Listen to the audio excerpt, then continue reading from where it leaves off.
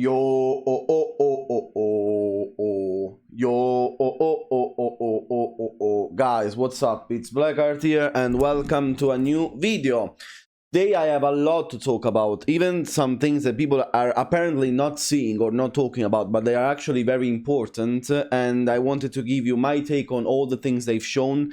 Today we have a lot of news in the Tekken world after the Evo, that of course they told me it was a disaster, but congratulations to me for the victory. I didn't see even 1 second of the of the Evo. As I told to my followers on my post, I actually found it very boring to watch, and after a while just decided to do other things.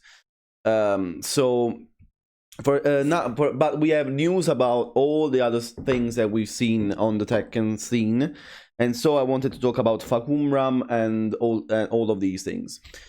But first of all, let's go into detail about the Tekken news, because there's actually a lot to talk about. So basically what they say here, it's a lot of news about the balancement we have in version 2.01 that is coming in 2 days. So on the 13th of May, that's actually my father's birthday, by the way. So I hope I hope I can celebrate a good birthday. And let's see what they say. Additional adjustments have been made to address the game's attack-heavy balance. Alongside the previously implemented fixes for issues that could be addressed quickly, this update also begins to tackle longer-term issues, such as reducing air combo damage and reworking hit burst performance, which were raised frequently by players and required more time to evaluate. The patch notes are coming May the 13th, 3:30 AM for us in Europe. Gradual adjustments of moves with excessive return. Following the previous update, balance adjustments have been made with a focus on the following points. Adjustments of move that when the return is disproportionately high relative to the risk involved, so a little bit of rebalance of risk and reward for certain moves. I wonder which moves we'll see. Adjustment of high performance moves that easily create consecutive advantageous situations lead to one-sided development, so like a lot of plus frames moves. Through these adjustments, the goal is to achieve a more balanced playing field across all the characters and foster an environment where diverse strategies can thrive. Additionally, moves that not targeted in this update will continue to be reviewed based on the player trends and feedback, with further adjustments implemented as necessary. Reduction of aerial combo damage. In consideration of the current trend of increasing overall combo damage, adjustments have been made to the damage of moves that contribute significantly to particularly powerful aerial combos across all characters. So basically, I think all the launchers are getting nerfed. These changes are intended to increase the opportunities for offense, defense, and technical exchanges, while also addressing the excessive disparity in damage potential between characters. Aerial combos will continue to be closely monitored, and if instances of excessive damage are identified, additional measures will be considered as appropriate. So they are reducing overall combo aerial damage. We have to see where or when. So it's very interesting. It's very interesting to see what they'll do. So let's see. We'll see what they nerf, and the launchers that will get nerfed, and I hope they do a good job. Also adjustment to hit burst performances. In light of the fact that during exchanges surrounding hit burst activation, it was often difficult for the defending player to evade the move with sidesteps, even when anticipating the activation, the overall tracking performance of hit bursts against later movements be reduced. So no more tracking hit bursts, thank God, because this was an issue that was going on for a while, and they already tried to fix the problem, but there were still some characters that had huge tracking on hit burst. So basically now the hit burst, I think, will be very, very linear. That's good, because it always tracks like crazy even now. So very good, very well done on this. This adjustment is intended to make it easier for the defending side to respond through movement or evasion, thereby enabling more interactive mind games that reward defensive techniques. So very good, very good. I like this change a lot, because it was definitely needed, because it was too oppressive as a tool and it tracked too much. Reduction of chip damage from hit smash. Given that the increase of the maximum health has already lessened the impact of chip damage overall, this update limits adjustments specifically to hit smash, reducing its chip damage output. Rather than implementing a broad revision to chip damage at this stage, we have opted for a targeted response. Moving forward, we will continue to monitor match environments and player behavior, and consider additional adjustments to chip damage as necessary. So another nerf to chip damage on hit smashes now. Very interesting, because its matches often are already very huge got buttons, and you know, a lot of very strong moves. So the fact that now they deal less chip damage is good for, you know, trying to trying to think better what you're doing without losing your life, basically. So for example, there is Steve with his heat smash. It is basically you know, like, makes you lose a lot of heat, and also the chip damage is crazy. So they fix this thing, and probably it's gonna do way less chip damage. Very good, very good. Future adjustments. The next update, version 2.2, is scheduled for release in June the 3rd. So we already have another balance patch. So we already know all the news about the next patch. This update will include adjustments to a certain character-specific moves that consume remaining hit timer duration. So probably while you block certain moves, you're not gonna lose as much heat. For example, right now, again, Steve's heat smash, when you block that heat smash, you're basically forced to lose your heat, basically, because it's like 10 seconds of you holding back, basically. As well as balance and improvements through that targeted character tweaks. Building on the outcomes of the previous and current updates, we will continue our effort to enhance the overall battle balance and ensure a more refined and competitive gameplay environment. So I hope this batch is good. All the things I've read here is kind of interesting. It's not too bad, I think. And all the balance is good, I read here. So maybe a new hope for Tekken 8. Maybe, I don't know. It's a very difficult game to balance, I know. So let's see all the moves they nerf. Let's see the combo damage and how they are now. I hope combos are not useless right now, because they need to tweak them very specifically in order to not make them useless. Because combos are very important in Tekken. Don't get me wrong. Combos are very important. So making them useless is not a solution. They should find the perfect balance between making them super broken and making them useless. So probably they're gonna nerf only launchers damage. Maybe we'll see. And also another thing that's very interesting and no one cared about, but actually I found it very interesting, with this new update they also implemented modifications to ranked system. And it's actually something very interesting. So, matching issues. Due to rank reset, the ranks of sub-characters other than the main character have significantly decreased, leading to an imbalance in the rank distribution. The current matching logic prioritizes matches with opponents in similar rank ranges. So, not on your prowess, or not on your, maybe, these kind of things.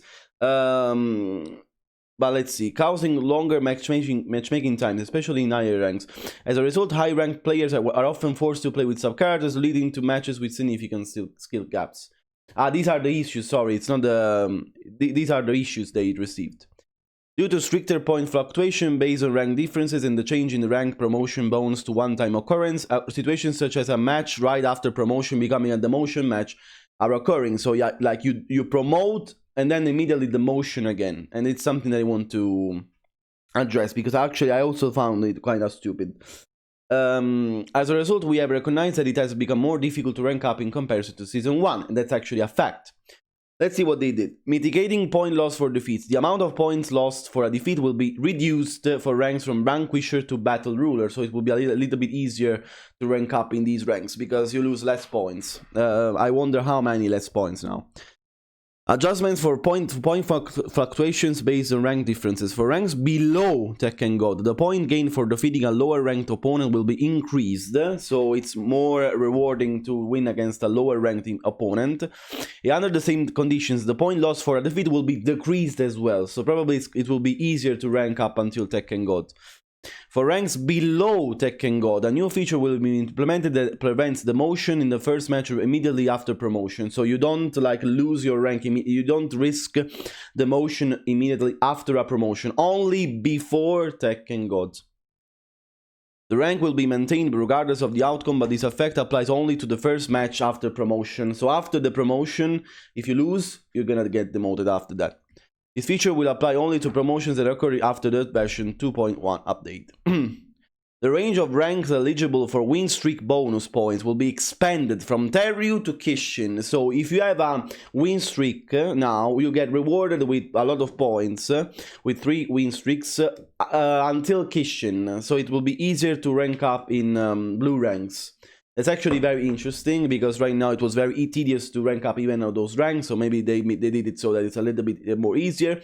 But after Tekken God it will be as hard as it is now, so a little bit, just a little bit less hard.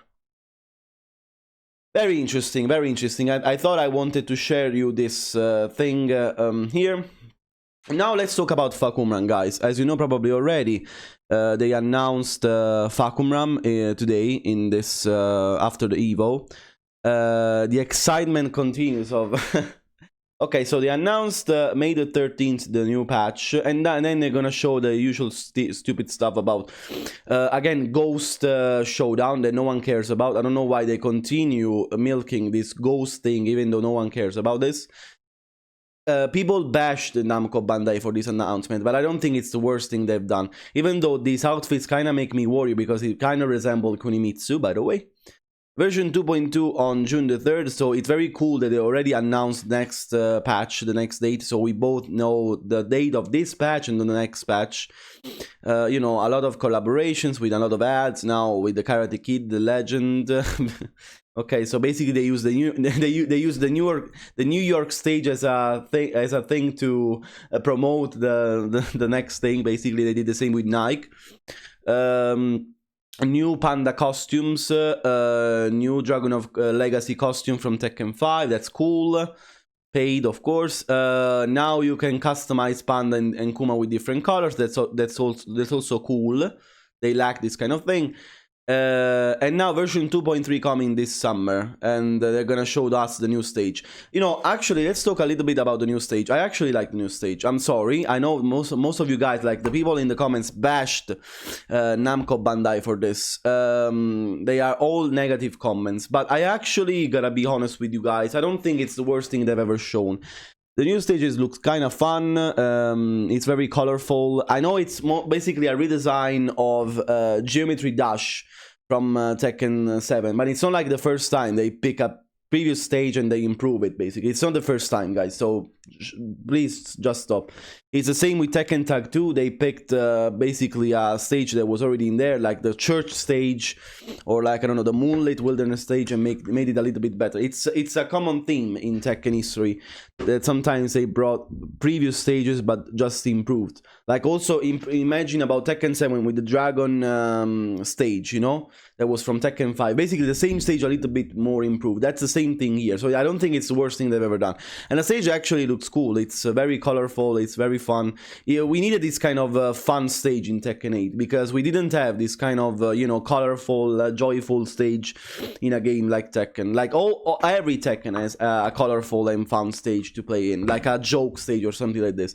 And to Tekken 8, this is the stage that we have to play basically for this. And I don't think it's bad. Not gonna lie, it's very fun. You know. Maybe it's a little bit, the only thing I can say, it's a little bit too much as always with Tekken 8. Like too many particle effects in the stage, too many blocks and so on. Like maybe they distract you a little bit from the stage itself, from the battle itself. But actually I think the stage is cool. Don't bash me. Don't bash me. I'm not a shill because of course you know how much I criticize Namco when they do wrong. But I don't think this is the worst thing they've ever shown. I think it's very colorful, very fun. You know, all the blocks and so on. So I don't mind it. I think they've shown worse. At least now they say that this is paid. Before, you know, there was some kind of so I think this is included with the pass. I hope so, at least. I hope they managed to learn from their mistakes. And I don't know, guys, I actually like the stage. I'm just gonna tell you. It's actually a cool stage. It's also a floor break stage, by the way. Also, heat effects for Pac-Man, okay. There is this collaboration between Tekken and Pac-Man. I don't know why. It's a little bit weird of this collaboration, but it lasted for long now, because the same collaboration is from Tekken 7. They did the same with Tekken 7. So I don't know. It's kind of cool that Pac-Man wants to collaborate with Tekken. I don't know. I actually don't mind it. You know, it's not the worst thing we've seen. Like Pac-Man is cool, man. I don't know. I like Pac-Man. It's the history of it's the history of games, Pac-Man. So I don't know, guys. I don't mind it. I don't mind it. Not gonna lie. Yeah, all of this useless stuff on the launch. Okay, they've shown some stupid stuff about Season 2. I hope they will nerf. And now let's get to... Okay, so they announced the Pack Pixel stage. I think it's a cool stage. So basically there's a recap of all the things we'll get. So on the version 2.1 in May the 13th, we'll get the Cyber Phantom pack. Okay, and the Tekken Ghost Showdown. I cannot wait for the Tekken Ghost Showdown. A thing no one will use. That's useless, I think. They should definitely improve their money on something that people will actually play, because no one will play Tekken Ghost Showdown, in my opinion. And then on June the 3rd, new classic costumes and Karate Kid Legends, you know, like this collaboration with Karate Kid, and the Kuma Panda color costumes. Okay, and then on version 2.3 on summer, we will get the new Pac-Man stage and the Tekken Fight Pause round 6. And I don't care about that too much. With balance adjustments, by the way, like of course we'll get the first balance adjustments as I've already read you in May the 13th. Then we'll get another balance adjustments on June the 3rd, and then another balance adjustments on summer. So they're keeping it to balance the game, and I hope they continuously remove all of the bullshit stuff that we have in the game. And now let's get to the real trend topic right now.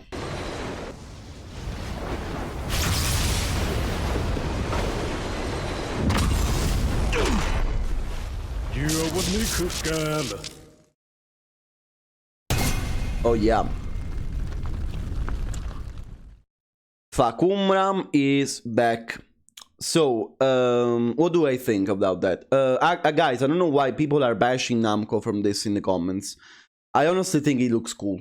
And don't bash me for this, and don't think I'm a shill again, but I actually like Fahkumram. I actually always liked Fahkumram since Tekken 7. The problem with Fahkumram is that it was too broken, and then they made it useless in the end of Tekken 7. But what do you expect, guys?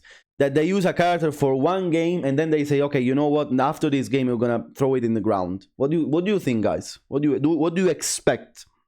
Like, they have a new design that's also very cool, and they say, okay, you know what, after this game, we're gonna just throw it in the bin. It's not gonna happen, guys, because they use a lot of money to make this design and so on. The character, I think, looks cool. I know that maybe some of you guys wanted Bruce back, but it's not like we got shit. I think Fahkumram is... I always liked his design, the way he moves, his moves, and so on. The problem is this, guys, that right now people are pissed at Tekken 8, no matter what they say, no matter what they do. So they're just disappointed of how the game is going. So they take their frustrations on everything they can. And right now the frustrations is on Fahkumram, even though it didn't do anything. Like, it was broken and then they rebalanced it. The problem is with the balancing, not with the character itself. The character itself has a very cool design, very cool animations, and very cool moveset. The problem again is how they will balance him. That's what I'm worried about. I hope they don't make him super broken, because he has a lot of mechanics that can break the game, like, I don't know, guard breaks and so on. So yeah, that's what I don't like. The only thing I don't like about these mechanics with Namco is the fact that you make certain characters DLC in Tekken 7, justifiably, because they are new characters and so on, and then you make the same characters into DLC again for Tekken 8. You know, like, they are new characters. You brought them for DLC in the first time on Tekken 7 because they were new characters, okay. But then you bring the same characters again as DLC in Tekken 8. That's just a little bit stupid, in my opinion. This I agree with. Like, if you bash Namco from this, I can agree, because you don't, like, put new characters, DLCs in the game that are the same DLCs from Tekken 7. What's the point? It should be a new game. Like Lydia, Fahkumram, Leroy. Leroy is base game, but why are not Lydia and Fahkumram base game? Because they are already DLCs in Tekken 7. What's the point to bring the same DLCs over and over again? That's a little bit something I don't like from Namco. We should go forward, not backwards, and doing the same stuff that Tekken 7 has done, in my opinion. You make the things less fun and also less enjoyable with the excitement and so on. Like, what next? Marduk next, then Lei Wulong next. Like, you know, it's just a little bit boring to see the same characters over and over again, announced again and again as DLC. Just let them shine in the normal base for Tekken 9, please. Like, I think Fahkumram and Lydia deserve a spot in the in the base roster of the game, because there were already new DLCs in Tekken 7. What's the point of bringing them back? But apart from this, I actually think the design looks cool, not gonna lie. He's basically the same character, like, basically there's nothing new on the character, basically. He's the same, just with better graphics. Like, the design, he's basically always the same big man. The big alpha ball. Oh my god, fuck me now. So we'll see how he plays. I hope he's not too broken. Let me know what you guys think in the comments. Like, again, people are very fed up with this trailer, but I think it's just because people are pissed at Tekken no matter what right now. I don't think it's that bad of a trailer, apart from of course all the bullshit Tekken 5 launch and this kind of stuff. I don't care about that. The problem is that I want Tekken to be balanced. That's the only thing I care. Like, the important thing for me is that they showed the 3 balance adjustments for the 3 patches that are coming. If the balance patches are good, maybe there's hope for Tekken 8. So that's what I'm looking for. I don't care about all the Pac-Man stages and all this stuff. This is stuff for casuals. I care about the balance adjustments that will bring with these 3 patches. So let's hope. And I hope that Fahkumram is not too broken. But I think he's a cool character, so we'll see. Guys, let me know, guys, what you think in the comments, and see you guys very soon in the next video. Bye!